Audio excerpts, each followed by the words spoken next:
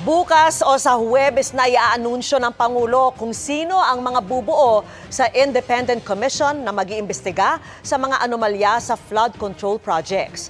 At kabilang sa sisiyasatin ang pinsan niyang si House Speaker Martin Romualdez at ang ibang idinawit ng mag-asawang Diskaya. Mula sa Cambodia, nakatutok live si Jonathan Anda. Jonathan. Vicky, nakabalik na dyan sa Pilipinas kaninang hapon si Pangulong Bongbong Marcos matapos ang 3 araw niyang state visit dito. Inuwi niya ang 5 kasunduan sa negosyo mula rito sa Cambodia. Pero bago siya umalis dito sa Phnom Penh ay inanunsyo ng Pangulo na papangalanan niya na sa susunod na 2 araw kung sino-sino yung mga bubuo ng Independent Commission.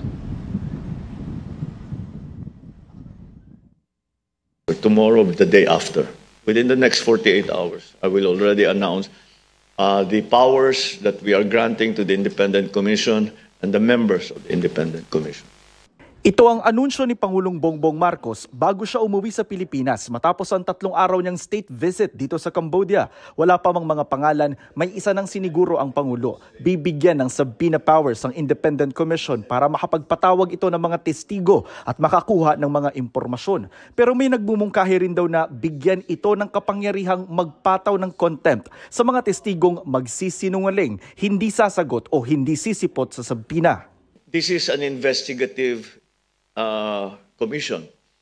So they are not there to actually mete out punishment to whoever. They are there to find out the facts. Kung ano ang findings nila, dadalhin ngayon nila sa DOJ, dadalhin nila sa Ombudsman, kung saan. Sabi ng Pangulo kasama sa iimbestigahan ng komisyon ng mga pangalang idinawit ng mag-asawang Diskaya sa korupsyon sa flood control projects. Isa sa mga lumutang na pangalan sa pagdinig ang pinsan niyang si Speaker Martin Romualdez na ayon sa mga Diskaya, ilang beses daw binabanggit ng isang kongresistang katransaksyon umano nila na malapit na kaibigan daw nito. We'll see kung name dropping lang or if there's something more substantial to it. Kung totoo, totoo. Kung sabi-sabi lang, haka-haka lang, we will also show that. Haka-haka lang. Alam naman ninyo yan.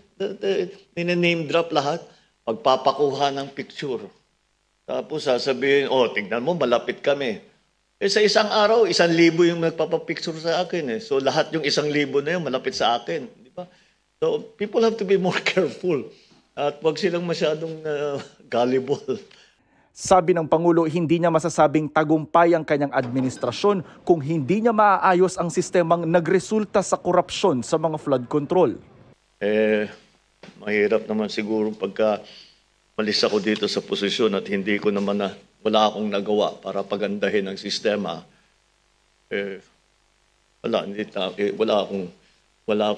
Hindi ko sasabihin successful ang naging administrasyon ko. Nagkomento rin ang Pangulo sa pagpapalit ng liderato ng Senado na tila inasahan na raw niyang mangyayari. Alam naman ninyo na meron talagang galaw that has been going on for the last at least a month that would bring us to this change of leadership.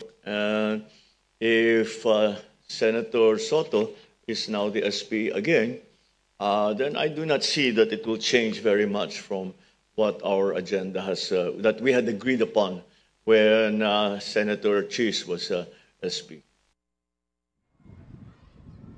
Lasang hangin. Vicky, pinatatanggal na rin ng Pangulo yung pinatatanggal na ng Pangulo yung 200 bilyong pisong flood control budget para sa susunod na taon. Ilaan na lang daw yan sa edukasyon, sa kalusugan at sa iba pang ahensyang nangangailangan ng pondo. Minatira pa naman din daw kasi sa flood control budget para sa taong ngayong 2025. Yan muna ang latest mula rito sa Phnom Penh, Cambodia. Balik sa iyo, Vicky. Maraming salamat sa iyo, Jonathan Andal.